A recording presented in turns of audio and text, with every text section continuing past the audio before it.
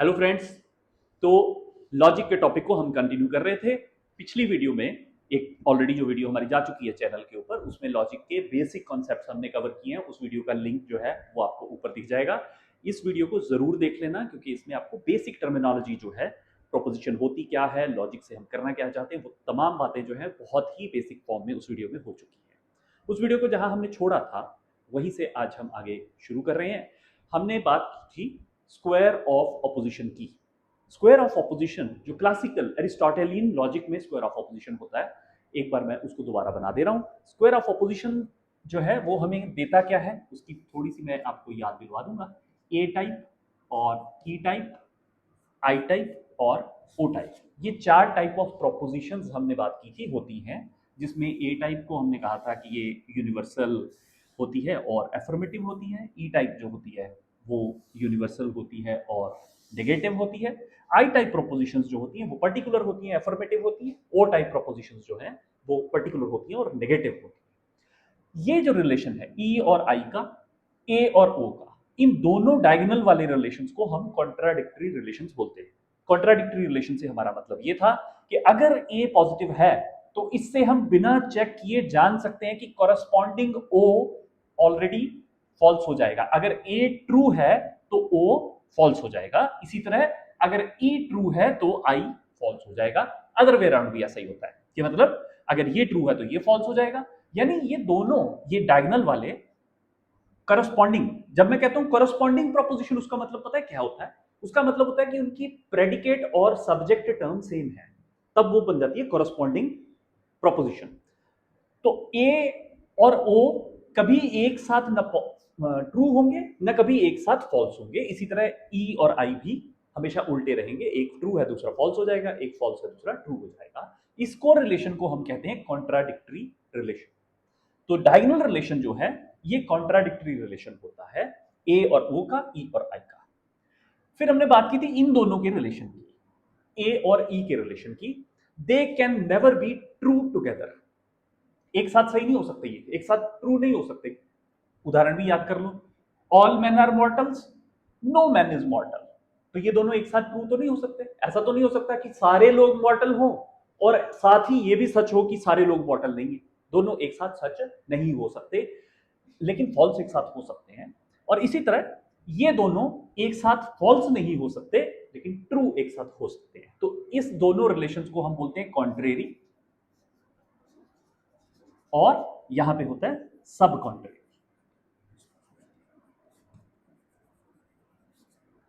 इसी तरह इसके ट्रू होने से ऑटोमेटिकली ये ट्रू हो जाता है, ए के ट्रू होने से ऑटोमेटिकली आई ट्रू होता है। एग्जाम्पल फिर से याद करवा रहा हूं, ऑल मेन आर मॉर्टल, तो automatically some men are mortals भी ट्रू होगा। अगर ऑल मेन मॉर्टल होते हैं, ये सच है, तो सम मेन भी तो मॉर्टल होंगे, उनका एक छोटा हिस्सा निकाल के देखेंगे वो भी तो मॉर्टल होंगे, वो भी ट्रू हो जाएगा। सो ऑटोमेटिकली ए ट्रू होने से आई ट्रू हो जाता है, ई ट्रू होने से ओ ट्रू हो जाता है। तो इसको, इसका हमने नाम जो है, ये सब ऑल्टरनेशन है, सब ऑल्टरनेशन, राइट। तो कॉन्ट्रेरी रिलेशन है, सब कॉन्ट्रेरी रिलेशन है, और ये दो सब ऑल्टरनेशन के रिलेशन हैं, और ये डायगोनल वाले कॉन्ट्राडिक्टरी रिलेशन है। इसका फायदा कहां होता है, क्या करते हैं हम इस रिलेशन से? इससे हम ये करते हैं कि अगर आपको ए टाइप ऑफ कोई स्टेटमेंट दी है, प्रोपोजिशन दी है, तो आप बिना कोई भी और वर्क किए जान सकते हैं कि उसके करस्पॉन्डिंग ओ टाइप ऑटोमेटिकली, अगर ये ट्रू है तो ये ऑटोमेटिकली फॉल्स हो जाएगी। तो ये क्या हुआ, आपने एक इन्फ्रेंस ड्रॉ कर लिया कि इसके ट्रू होने से ये फॉल्स होगा ही होगा। तो ये इन्फ्रेंस ड्रॉ करना, जिसमें आपने किसी और चीज की इस्तेमाल नहीं किया, एक ही प्रोपोजिशन थी, उसी से डायरेक्टली, उसकी सत्यता से, उसकी ट्रुथ से हमने डायरेक्टली दूसरी प्रोपोजिशन का ट्रुथ जान लिया। इस तरह के इन्फ्रेंसेस जिसमें बीच में कुछ ना हो, सीधा इसके पता होने से ये पता चल जाए, इसके पता होने से ये पता चल जाए कि ये ट्रू है तो ये ऑटोमेटिकली ट्रू होगा ही होगा, इस टाइप के इन्फ्रेंसेस को हम बोलते हैं इमीडिएट इन्फ्रेंसेस। इमीडिएट, इसको लैंग्वेज के सेंस में नहीं कहना, इमीडिएट हम आमतौर पे जब लैंग्वेज में यूज करते हैं ऑर्डिनरी भाषा में, वहां हम इमीडिएट का मतलब ऐसे होते हैं कि तुरंत से, क्विकली, इमीडिएटली। यहां इमीडिएट से क्या मतलब है? इमीडिएटेड मतलब बीच में कुछ नहीं, मीडिएशन किसी की नहीं, नॉन मीडिएटेड है, सीधा इसके ट्रुथ से इसके ट्रुथ पे पहुंच गए, बीच में कुछ नहीं। तो ऐसे इन्फ्रेंसेस जो होते हैं जिनको हम इमीडिएट इन्फ्रेंसेस कहते हैं, तो वो हमारे पास स्क्वायर ऑफ ऑपोजिशन हमारे को ये पर्पस सर्व करता है कि वो हमारे को ऐसे ऐसी जानकारियां, ऐसे इन्फ्रेंसेस ड्रॉ करने में हेल्प करता है। ठीक है, बहुत सारे इस पे क्वेश्चंस आते हैं जिनको आपको सॉल्व करना होता है कि ए टाइप दिया हुआ है तो बताओ बाकी की क्या क्या वैल्यूज होंगी, तो वो सॉल्व हो जाता है अगर आपको ठीक से पता हो कि इनके आपस के रिलेशंस क्या क्या हैं। राइट, अब ऐसे ही इमीडिएट इन्फ्रेंसेस कुछ और भी हैं, उनकी आज हम बात करने जा रहे हैं। तो ये क्लासिकल स्क्वायर ऑफ ऑपोजिशन है, क्लासिकल वर्ड को भूलना नहीं, ये क्लासिकल है क्योंकि मॉडर्न कुछ और है। तो ये क्लासिकल स्क्वायर ऑफ ऑपोजिशन में के अलावा, ये वाले इन्फ्रेंसेस के अलावा और भी मीडिएट इमीडिएटेड इन्फ्रेंसेस हमारे पास होते हैं, जिसमें पहला होता है जिसको हम बोलते हैं कन्वर्जन। कन्वर्जन कैसे होती है? अगर सपोज आपको ई टाइप एक प्रोपोजिशन दी हो, क्या होती है ई टाइप प्रोपोजिशन? यूनिवर्सल नेगेटिव, यानी नो डॉग्स आर एनिमल्स। अगर ऐसा कोई हो, अब ये बात सुनने में अटपटी लग सकती है आपको, लेकिन लॉजिक में बुद्धि का, लैंग्वेज का कोई काम होता नहीं है, तो आप इसके मीनिंग पे मत जाओ, इसकी फॉर्म पे जाओ। तो नो डॉग्स आर एनिमल्स, अगर ये ट्रू हो तो ऑटोमेटिकली ये बात ट्रू हो जाएगी कि नो एनिमल्स आर डॉग्स।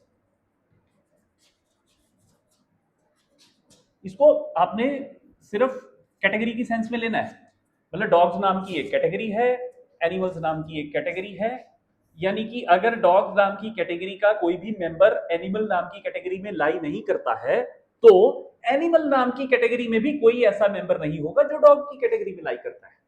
तो इसका मतलब इसके ट्रू होने से ऑटोमेटिकली हम इन्फर कर सकते हैं कि ये भी ट्रू होगा। इसमें और इसमें क्या रिलेशन है? हमने सब्जेक्ट टर्म और प्रेडिकेट टर्म इनको इंटरचेंज कर दिया है। तो सब्जेक्ट और प्रेडिकेट को इंटरचेंज कर दें अगर ई टाइप ऑफ प्रोपोजिशन में, तो जो बदल के प्रोपोजिशन आती है वो भी ऑटोमेटिकली ट्रू हो जाती है, इसके ट्रू होने से ये भी ट्रू हो जाएगा। तो this is kind of inference which we can draw immediately without mediation of anything else. इसी स्टेटमेंट के ही सब्जेक्ट प्रेडिकेट इंटरचेंज किए तो एक नई स्टेटमेंट आ गई जो कि ऑटोमेटिकली ट्रू होगी अगर ये ट्रू है तो। इसको भी हम इमीडिएट इन्फ्रेंस कहते हैं। और इस टाइप को, जिसमें ये सब्जेक्ट प्रेडिकेट हमने आपस में इंटरचेंज किए, इस टाइप को हम बोलते हैं कन्वर्जन। ये कन्वर्जन ई और आई स्टेटमेंट्स में जो है बहुत इजीली हो जाती है। जैसे ई का हमने एग्जांपल देखा है, ऐसे ही हम आई का भी एग्जांपल तुरंत से देख लेते हैं। सो आई टाइप ऑफ कोई भी प्रोपोजिशन ले लो। आई टाइप वाली कौन सी होती है?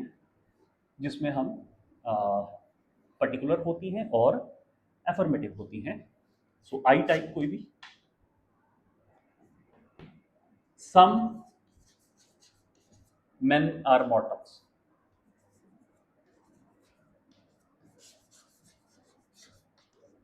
सपोज ये एक आई टाइप ऑफ प्रोपोजिशन, अगर ये ट्रू है कि कुछ मेन ऐसे हैं जो कैटेगरी ऑफ मॉर्टल में लाइक करते हैं, तो सम मॉर्टल्स आर मेन, तो कुछ मॉर्टल्स भी ऐसे होंगे जो मेन की कैटेगरी में लाइक करेंगे।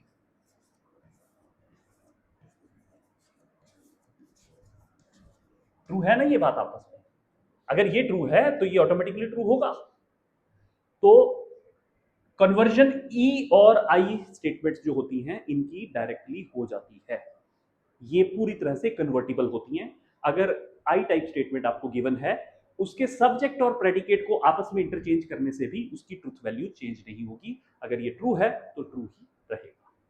राइट, तो कन्वर्जन ई और आई स्टेटमेंट्स की ये आपने एग्जाम्पल से समझ लेना है और हमेशा के लिए याद भी कर लेना है, बिकॉज लॉजिक में बहुत सारी चीजें याद करने से, जब क्वेश्चंस आप करते हैं तो काफी फायदा होता है उनका। तो हम ई और आई स्टेटमेंट्स को डायरेक्टली हम कन्वर्ट कर सकते होते हैं। तो ये हो जाता है कन्वर्टेंड, यानी ये वाली स्टेटमेंट कन्वर्टेंड है और ये स्टेटमेंट जो है ये कन्वर्जन है। सो कन्वर्टेंड की कन्वर्जन, कन्वर्टेंट से को कन्वर्ट कर दिया सब्जेक्ट प्रेडिकेट को इंटरचेंज करके, तो हमारे पास आ गई कन्वर्जन, राइट। तो ई और आई स्टेटमेंट्स की डायरेक्टली कन्वर्जन हो जाती है, लेकिन ए की भी कन्वर्जन हम कर सकते हैं, लेकिन थोड़े से टेढ़े रास्ते से। वो कैसे? Suppose a type of statement है, ऑल मैन आर मॉर्टल।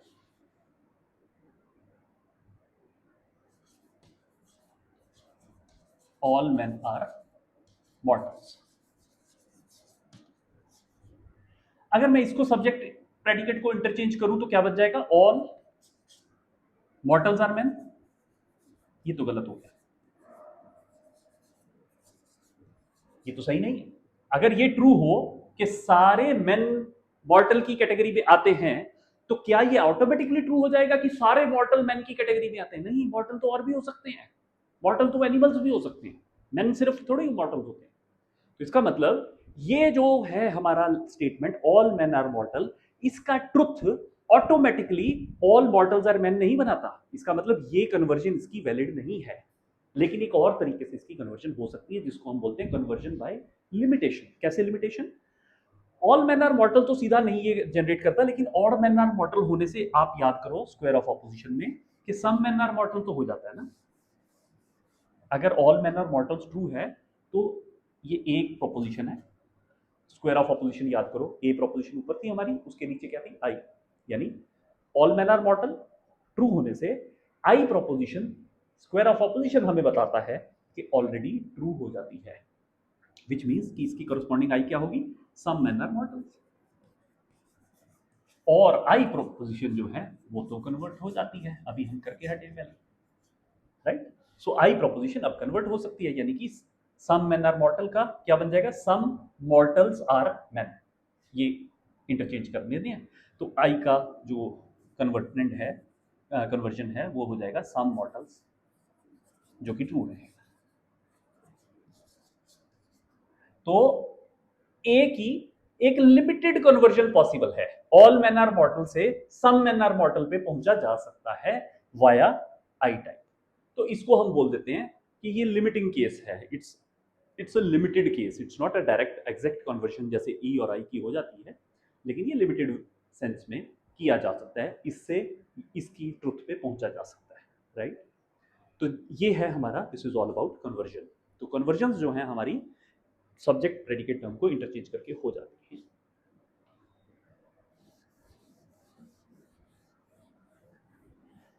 अगली टाइप ऑफ जो इमीडिएट इन्फ्लुएंस है उस पे जाने से पहले मैं एक चीज़ आपको और सिखानी पड़ेगी। वो होती है, जैसे हमने टर्म्स अभी इस्तेमाल की थी, जैसे हम कहते हैं मॉर्टल, है ना, ये एक कैटेगरी है मॉर्टल।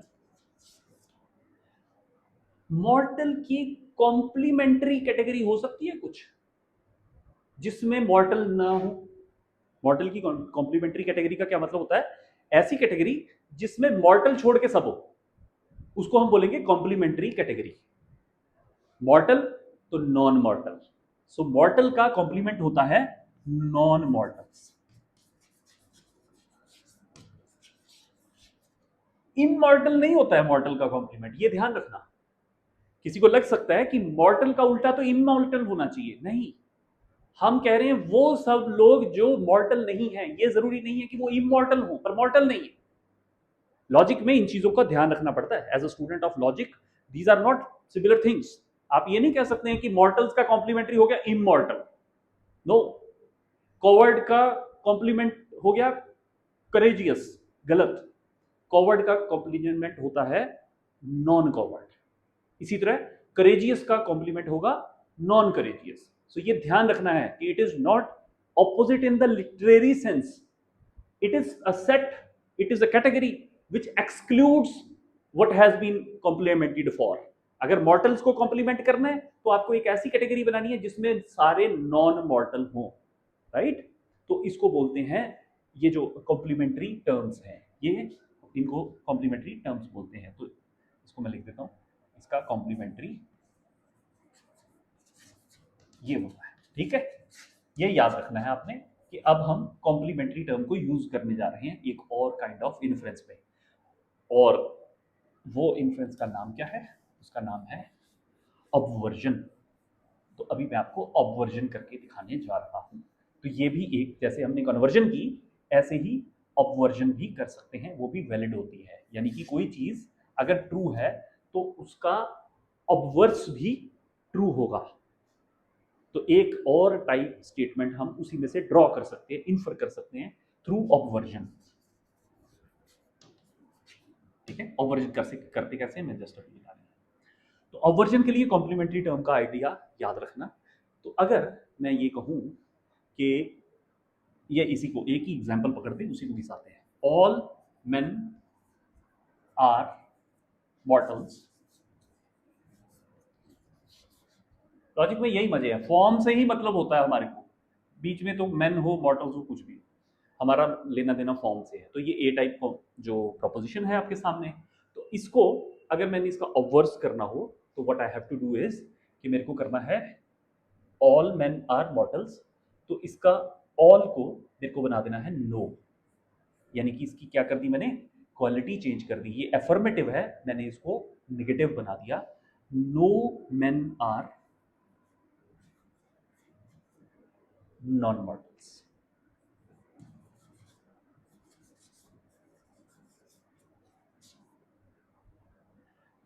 तो हमने क्या किया, यूनिवर्सल दोनों है, ये ध्यान रखना, ये भी यूनिवर्सल है, ये भी यूनिवर्सल है, ए टाइप है आई टाइप है।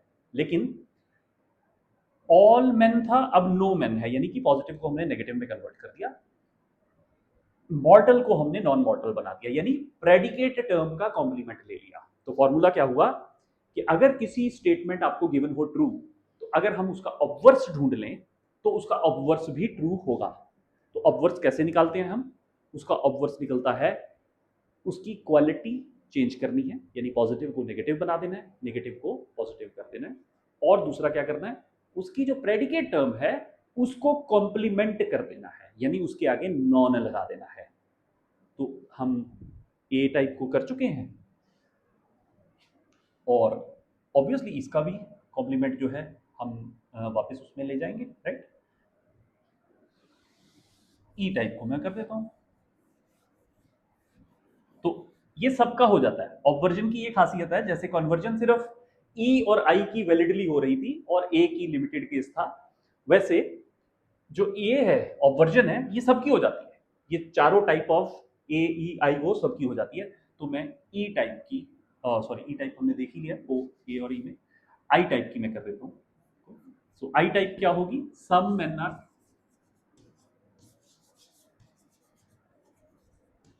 Mortals, right. तो सम मेन आर मॉर्टल कैसे कन्वर्ट कर, ऑब्वर्स कैसे करते हैं कि अब हमने बना देना है सम, सम का तो सम ही रहेगा, क्वांटिटी चेंज नहीं करनी हमने। सम मेन, मेन भी मेन की सब्जेक्ट टर्म चेंज नहीं होगी, आर नॉट, क्योंकि क्वालिटी चेंज करनी है, क्वालिटी पहले अफर्मेटिव है, अब हमने उसको नेगेटिव बना दिया, नॉट, और साथ में प्रेडिकेट टर्म का कॉम्प्लीमेंट करना है, नॉट नॉन मॉर्टल्स।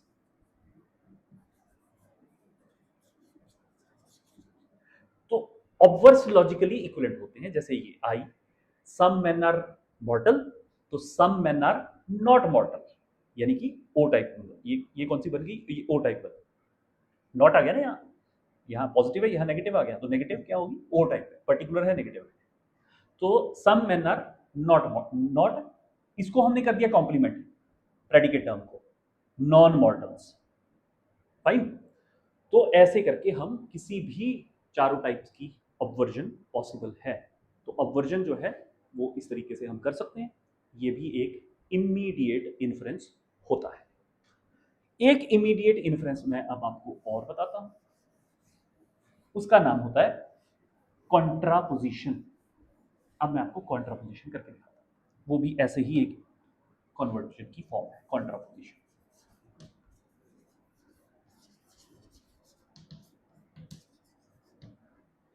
तो कॉन्ट्रापोजिशन का क्या मतलब होता है? कॉन्ट्रापोजिशन करने के लिए हमें क्या करना होता है, कोई भी स्टेटमेंट आप लो, खासतौर पे जैसे ई और आई की वैलिड थी कन्वर्जन, ऐसी कॉन्ट्रावर्शन जो कॉन्ट्रापोजिशन है, ये जो बचे हुए दो है यानी ए और ओ, उन दोनों की कॉन्ट्रापोजिशन हो सकती है, जबकि ई और आई की कॉन्ट्रापोजिशन सीधी नहीं होती, लिमिटेड केस होता है, जैसे वहां पे लिमिटिंग केस मैंने दिखाया था। तो कॉन्ट्रापोजिशन कैसे करेंगे? कॉन्ट्रापोजिशन के लिए आपको क्या करना है, अभी आपने ऑब्वर्जन की, तो कॉन्ट्रापोजिशन के लिए सबसे पहले आपको करनी है ऑब्वर्जन। जो ऑब्वर्जन होके आया उसका कर देना है आपने कन्वर्स, और जो कन्वर्स होके आया उसको एक बार फिर से ऑब्वर्जन कर देनी है। तो ये एक तरह से दो स्टेप्स में होता है। तो जब भी अगर मैं कहूं ये जो है ए टाइप में लेता हूं, ऑल मेन आर मॉर्टल्स,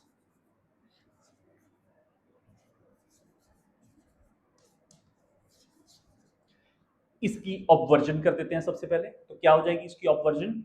इसमें बन जाएगा no men are non mortals, right. Predicate term का कॉम्प्लीमेंट और पॉजिटिव को नेगेटिव बना दिया, क्वांटिटी सेम रहेगी, यूनिवर्सल। फिर इसकी ये कर दी ऑब्वर्जन, और इसकी एक बार कर दो अब कॉन्ट्रा कन्वर्जन। कन्वर्जन में हम क्या करते थे, सब्जेक्ट और ऑब्जेक्ट टर्म को आपस में इंटरचेंज कर देते हैं। तो ये ई टाइप है, तो ई टाइप की कन्वर्जन होती है, तो उसको हम इंटरचेंज करेंगे। तो ये बन जाएगा क्या, नो नॉन मॉर्टल्स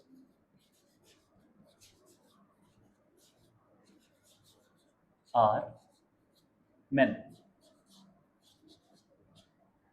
ये ट्रू होने से ये ट्रू होगा, ये ट्रू होने से ये भी ट्रू होगा, और इसके लॉजिकली फिर इसकी एक बार ऑब्वर्जन पॉसिबल है। ऑब्वर्जन सब टाइप ऑफ स्टेटमेंट्स की हो जाती है, ये याद रखना आपने। तो इसकी ऑब्वर्जन फिर से पॉसिबल है। इसकी ऑब्वर्जन क्या हो जाएगी, नो है, नेगेटिव है, तो इसका उल्टा हो जाएगा ऑल। मैं इतना नीचे नहीं लिख सकता हूँ, शायद ये बोर्ड की लिमिट खत्म हो जाती है। मैं इसको ऊपर कर दूं लॉजिक की जगह पे, यहाँ कर। देखना लास्ट स्टेटमेंट, इसको देखना, no non mortals are men, इसकी मैंने अब करनी है obversion, which means all,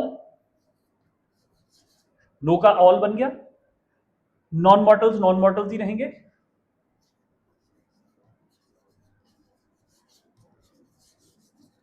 are, इसकी कॉम्प्लीमेंट्री करनी होती है हमने प्रेडिकेट की ऑब्वर्जन के लिए, तो बन गया नॉन मैन, राइट।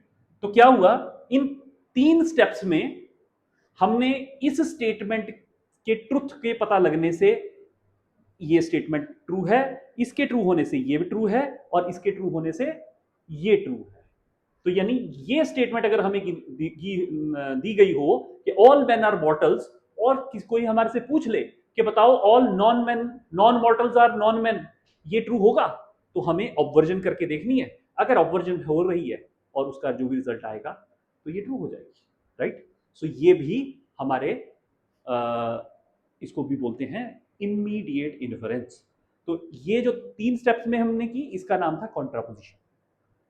ये वाला जो एक्टिविटी है, ये ए और ओ इन दोनों के साथ तो कंप्लीटली हो जाती है, और दूसरों के साथ ये लिमिटिंग केस में होती है, राइट। तो इस तरह करके हमारे पास एक लिस्ट बन गई है पूरी। ऐसे अब हमारे पास पॉसिबिलिटीज हैं कि हमारे को कोई एक स्टेटमेंट दी गई हो तो हम उस पर कन्वर्जन लगाएंगे, अगर वो कन्वर्जन पूरी हो जाती है तो उसके स्टेटमेंट के ट्रू होने से कन्वर्जन ट्रू हो जाएगी। इसी तरह उस पर हम ऑवर्जन कर सकते हैं, तो ऑवर्जन वाली जो स्टेटमेंट आएगी वो भी ट्रू होगी। तो ये सारी लॉजिकली इक्वलेंट हैं। तो जब हम अपने आगे आर्ग्यूमेंट्स करेंगे एनालाइज, तो उसमें हमारे को ये बहुत ज़्यादा काम आने वाला है। तो ये तीन type of immediate inferences, conversion, obversion और कॉन्ट्रापोजिशन, ये तीनों आपको एक बार समझ लेने हैं अच्छे से। वीडियो को पॉज कर करके देखना पड़ेगा आपको, पॉज करके देखना है, समझना है क्या एक्टिविटी हो रही है, और फिर उसके बाद इसकी बहुत सारी एक्सरसाइज जो हैं वो अवेलेबल है। हम किसी वीडियो में एक मैराथन कर देंगे जिसमें सारे हम क्वेश्चंस के सॉल्व कर देंगे, आगे वीडियो आ जाएगी आपके पास। तो फिलहाल इसको कॉन्सेप्चुअली समझ लो करना कैसे है। तो कन्वर्जन में हम क्या कर रहे थे, आई एम जस्ट रिकैपिंग। कन्वर्जन में हम कर रहे हैं सब्जेक्ट और प्रेडिकेट को आपस में इंटरचेंज, ये हो जाती है कन्वर्जन। और कन्वर्जन हो जाने से हम किस किस की कर सकते हैं कन्वर्जन, ई और आई टाइप की। ए की कन्वर्जन हो जाती है लेकिन लिमिटेड वे में, इट्स अ लिमिटेड केस। लेकिन ई और आई की कंप्लीटली कन्वर्जन हो जाती है, राइट। दूसरी अपवर्जन। अपवर्जन के लिए हम क्या करते हैं, एक तो हम करते हैं क्वालिटी चेंज, यानी पॉजिटिव नेगेटिव बन जाएगा, नेगेटिव स्टेटमेंट को पॉजिटिव स्टेटमेंट बना देना है, यानी अगर ऑल है तो नो बन जाएगा, नो है तो ऑल बन जाएगा, और अगर सम है तो फिर वो सम आर नॉट बन जाएगा। तो एक ये काम करना है। दूसरा हमने क्या करना है, प्रेडिकेट टर्म का कॉम्प्लीमेंट टर्म। प्रेडिकेट का कॉम्प्लीमेंट लिया, पॉजिटिव को नेगेटिव बनाया, आपको अपवर्जन मिल जाएगा। गिवन स्टेटमेंट ट्रू है तो उसका अपवर्स भी ट्रू होगा। कॉम्प्लीमेंट स्टेटमेंट के बारे में मैंने आपको जो बताया था, कॉम्प्लीमेंट टर्म के बारे में, कि वो टर्म जिसमें गिवन टर्म ना इंक्लूडेड हो, जैसे मॉर्टल तो नॉन मॉर्टल्स, राइट। इमॉर्टल नहीं, इमॉर्टल नहीं समझ लेना इसको, नॉन मॉर्टल। करेज का उल्टा कोवर्डाइज हो सकता है, लेकिन करेज का कॉम्प्लीमेंट क्या होता है, नॉन करेज। सो ये हमारे इन्फ्रेंसेस के कुछ तरीके हैं। अभी सिलोजिज्म की तरफ बढ़ने से पहले आपको ये याद रखना है कि ये वो काम है जिसके लिए हमें कोई बहुत लंबा चौड़ा आर्ग्यूमेंट नहीं चाहिए। सीधा सीधा अभी तक जो हमने किया है वो हमारे को एक ही प्रोपोजिशन के पता होने से, बिना किसी और मीडिएशन के, हम ये वाले रिजल्ट्स निकाल सकते हैं, राइट। तो ये हमारे थे इमीडिएट इन्फ्लुएंसेस, करेक्ट। अब हम आगे जो बढ़ेंगे वो एक बहुत ही इंटरेस्टिंग आपको मैं देने जा रहा हूं। एक कॉन्सेप्ट है, थोड़ा सा दिमाग शांत करके, वीडियो पॉज करके इसको सोचना है थोड़ा। वो क्या है, एग्जिस्टेंस समझते हैं। एग्जिस्टेंस मतलब किसी चीज का होना। तो लॉजिक के अंदर एक एग्जिस्टेंशियल इंपोर्ट की बात की जाती है। पिछले हजारों सालों से ये मसला हल नहीं हुआ है। लॉजिक में जो ये हमने 4 टाइप ऑफ प्रोपोजिशंस की हैं, इन चारों टाइप्स ऑफ प्रोपोजिशंस में कुछ प्रोपोजिशंस का एग्जिस्टेंशियल इंपोर्ट होता है। इसका क्या मतलब होता है मैं अभी समझाता हूं आपको। एग्जिस्टेंशियल इंपोर्ट का मतलब ये है कि अगर मैं ये कहता हूं कि सम men आर मॉर्टल्स, तो इसमें से और बहुत इन्फ्लुएंसेस जो हम करके हटे हैं अभी, वो सारे इन्फ्लुएंसेस कर सकते हो आप। कन्वर्जन ऑपवर्जन इसकी पता चल जाएगी, कॉन्ट्रापोजिशन पता चल जाएगी। एक बात इसमें और पता चल रही है, वो ये कि ये जो मेन नाम की कैटेगरी है, ये एक्चुअल में एग्जिस्ट करती है या नहीं करती। इस बात पे लॉजिशियंस जो हैं वो बहुत चर्चा करते हैं कि मेन, ये जो कैटेगरी है, इस स्टेटमेंट में आने से क्या ये लाजमी है कि मेन दुनिया पे होते हैं। आप सोच के देखो, किसी ऐसी चीज की बात अगर मैं करूं, जैसे मैं कहूं सम यूनिकॉर्न्स, यूनिकॉर्न्स तो नहीं होते हैं, सम यूनिकॉर्न्स हैव हॉर्न्स, कुछ यूनिकॉर्न्स के सींग होते हैं। अब यूनिकॉर्न्स खुद ही नहीं होते तो सींग कहां से होंगे,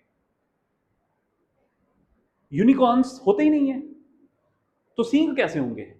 लेकिन लॉजिक में इस बात की चर्चा की जाती है कि जब भी हम किसी के सामने सम लगा देते हैं तो एक खास काम करता है ये सम।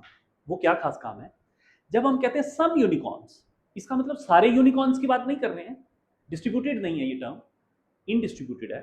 तो मतलब क्या हुआ कि सम यूनिकॉर्न्स, सम की लिमिट क्या है, कितने हो सकते हैं सम, 10 20 50 100 12 13 14 15, कितने हो सकते हैं। हमें और कुछ नहीं पता, लेकिन लॉजिकली एक बात पता है कि कम से कम एक जरूर होगा, तभी सम कहा गया है, क्योंकि एक के नीचे जीरो आ जाएगी, जीरो होने से नो बन जाएगा, no unicorns. Got the point.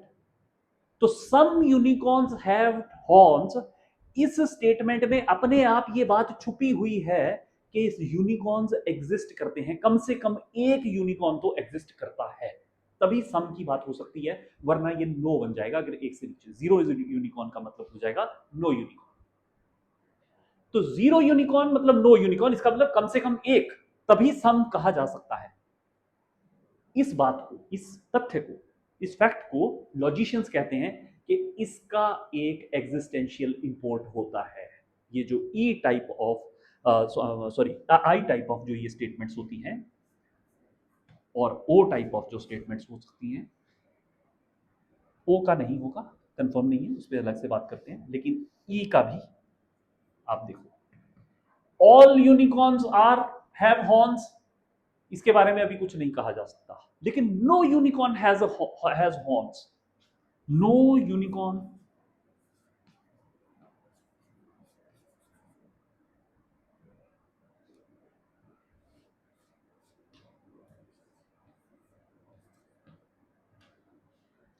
एक मिनट, यहां पे हम पॉज कर रहे हैं, पॉज। इसी तरह ओ टाइप स्टेटमेंट को भी देखो। ओ टाइप स्टेटमेंट क्या होती है? Some unicorns do not have horns, do not have horns। ये स्टेटमेंट भी वैसे ही बिहेव कर रही है। इसमें भी जब हम कहते हैं some unicorns do not have horns, तो उसका मतलब भी यही है कि कम से कम एक यूनिकॉर्न तो एग्जिस्ट करता है। तो ये जो सम है, ये लग जाने से एग्जिस्टेंशियल इंपोर्ट पक्का आ जाता है। इसके ऊपर लॉजिशियंस को कोई डाउट नहीं है, इसके बारे में सब एग्रीड है। लेकिन जहां डाउट है वो है ए और ई टाइप ऑफ स्टेटमेंट्स।